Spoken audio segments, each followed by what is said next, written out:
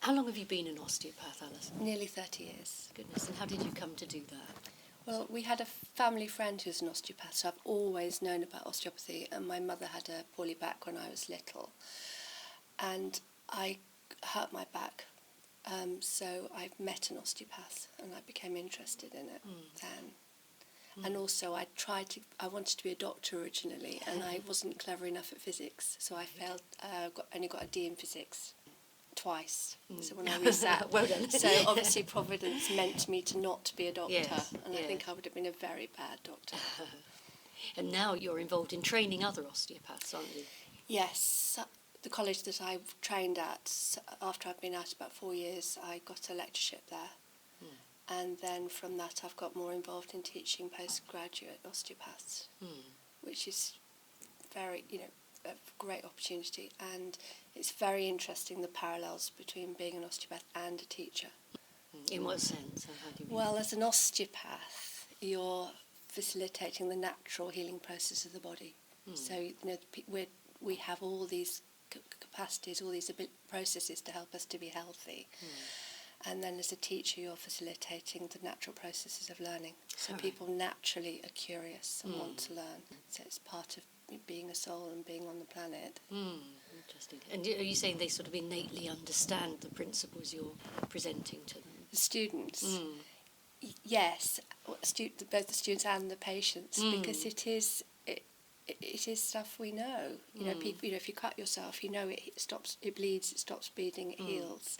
So people have experiences of the body's natural ability to heal, and then they can often feel when things are stopping the natural healing processes. So, and people have common sense. They know they need to sleep and rest and drink water and things like that. So all these things we can do to help the natural healing processes. And a lot of osteopathy is removing the obstacles to the natural healing processes.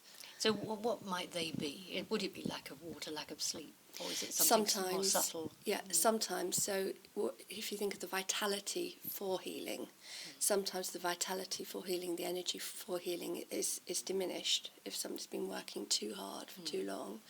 So then you need to try and set up a structure so that they can have more healing time within their day, and to be more aware of what their limits are so they don't push beyond it. So it's a bit like driving a car. You try to get them to stop when the petrol's... When they're running out of petrol. Exactly. So, you don't wait till it's in the red area. You just notice when it's into the orange area. And then some of it is, if you have a problem at the bottom part of your back, if that's painful, then it might be that an area higher up isn't moving properly, or that you had a knee injury 6 years ago and that the body's been shifting over to the other side to look after the knee injury, and the body's been able to work with that for so long, and then it gets to a point when the compensation fails. Yeah.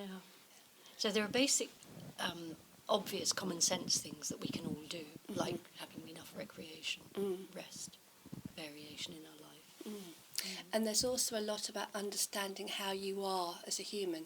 So, we know how we have individual personalities and individual characteristics and an individual journey, but you'd also have your own physical qualities. So as an osteopath, you're observing how that structure is, and then how would that be, what's its best balance. And the old osteopaths, like Andrew Taylor Still, who founded osteopathy, he used to talk about the machinery of life. It's the idea of attuning the machinery. And he was working at the beginning of the 20th century, when they had flu epidemics, and there were stories of the osteopaths going around house by house treating the people and to just keep the mechanics working, and then apparently nobody died in that group, and that was one of the things that helped to establish osteopathy in America as something that was useful for the human condition. So it's success. So is there any discussion of the relationship between soul and body when you're training your students? That's a really interesting question, because there's a shift within osteopathy in recent times to acknowledge the spirituality within our work. And if you read the original writings of Andrew Taylor Still, he was absolutely explicit that we are triune. So there's the body, the intellect, and spirit. And so the three being body, intellect and spirit, Exactly. so body, mind and spirit. Yeah, exactly. And that they were equally important for health. And then there was a change in the way medicine was perceived. So there were aspects from his writings which were not published, not publicised in the same way. Some people say they were destroyed and hidden, and it was, a bit corrupt. Conspiracy theory. Exactly, that's that. But in recent times, there's been a new biography of Still, and a gentleman called John Lewis, who's done 10 years research with the original writings and letters and all sorts of documents from the earliest school, which was at Kirksville in America. And so there's things which have come to light and are now more accessible to everybody. I think he's got a website so you can access those sort of ideas. And even if you Google Andrew Taylor Still, you'll come up with some of his quotes about the laws of nature and the way the body, it works in harmony with the laws of nature. And so the role of an osteopath is to help those laws to be manifest. So what would the role of mind be as distinct from spirit? How would he have seen the difference between the two? That's actually a very difficult question, because my understanding of his work is looking at the spiritual essence and the potential perfection. So the idea that we have the capacity to heal ourselves, with the God-given capacity to heal ourselves because of our connection with spirit, and the way the body is in harmony with that. And I actually haven't got a clear sense of how he describes mind. And he definitely uses the word mind rather than soul. In my work, I know the difference, because there's a sense that the consciousness plays a part, and that's how our choices as souls can get in the way of the natural processes of healing. So helping people to recognise that. But You have a working understanding for yourself. Absolutely, yes. And thinking of his students, so there's a sort of succession from the founder into the next generation of first generation students, and then the second generation students. And arguably we're the third generation now.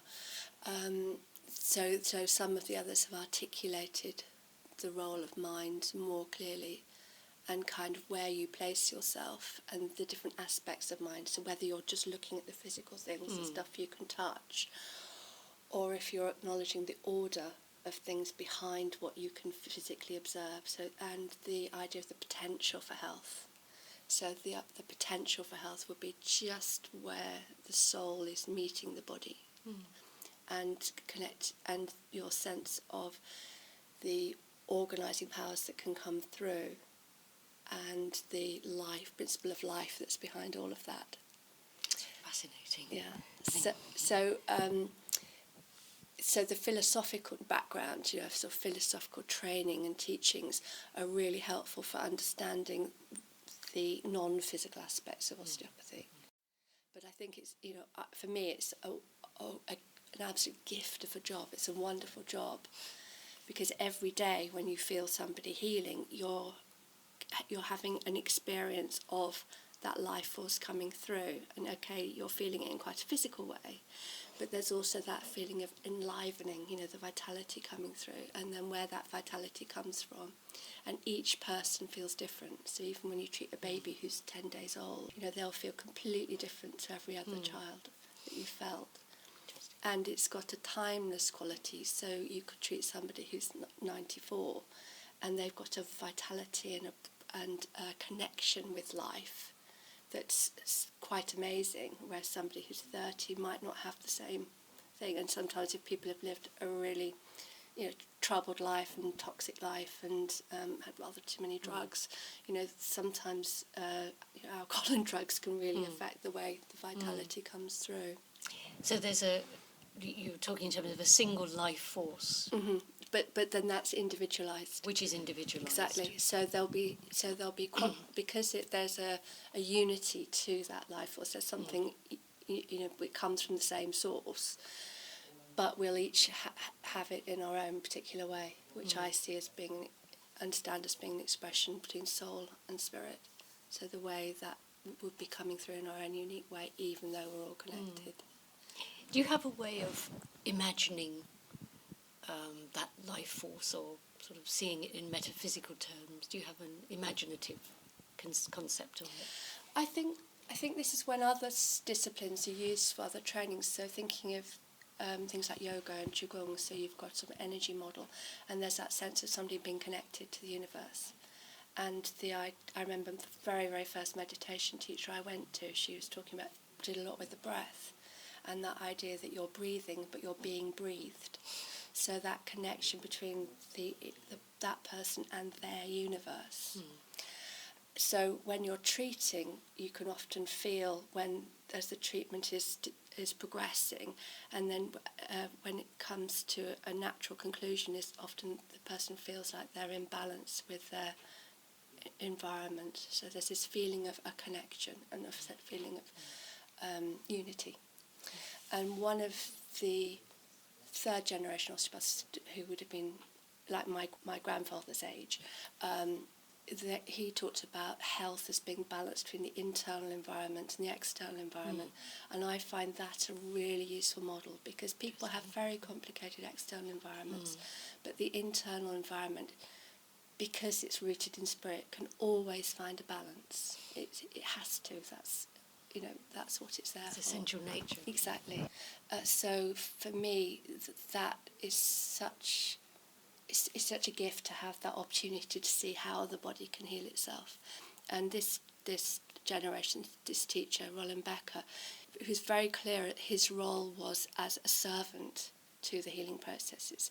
And he would say to every patient, whether verbally or non-verbally, "Thank you for letting me watch you heal." So his sense of his role was to support what the body was trying to do naturally. So he was really managing his ego in this role. So it comes back to your idea as the teacher as facilitator. Yes, and it's very interesting, but the literature about teaching isn't quite so clear about the place for ego.